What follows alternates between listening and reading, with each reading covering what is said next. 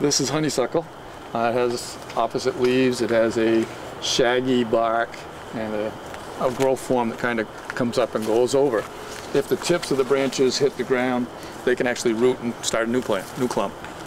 The berries are usually doubled, and they can be red or orange, depending on which species. There's also native honeysuckle. The invasive non-native has a hollow stem. There's no pith. The berries, the birds like it, they eat it, but it has no real nutrition, fills them up. And in this time of year and into the fall, they need that nutrition to build up fat reserves for flying south. And they're not going to get it from this, so a lot of them are much weaker condition headed south.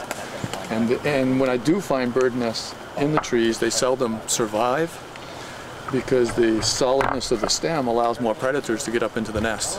And nest predation is much higher in this than it is in our native species. I mean, first things, I'm just taking the berries to keep those from spreading it. The berries will spread it. This is a very good seeder.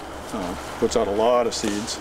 A lot of trees also have buds in the bark called adventitious buds, and they will help the tree grow. And if the tree needs new leaves, it sends out signals and lets those things grow.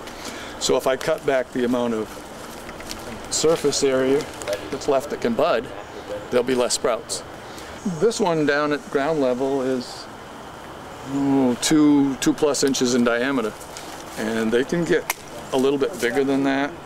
They don't usually. Some things are going to be more labor intensive. Okay, you're not going to use herbicides. Well, you're going to have to do more work. You're going to have to stick with it and try more things. Like right now with this one, Vince doesn't use herbicides, so I'm clipping the berries off and putting them in the bag and then cutting the rest of it back so there's less surface area to sprout out. If this was on my land, there's no way I could pull this out, and that's pretty good, it's solid. Maybe with a truck and a chain, but that would rip up. There's still a lot of roots. I would cut it off down here close to the ground and let it sprout.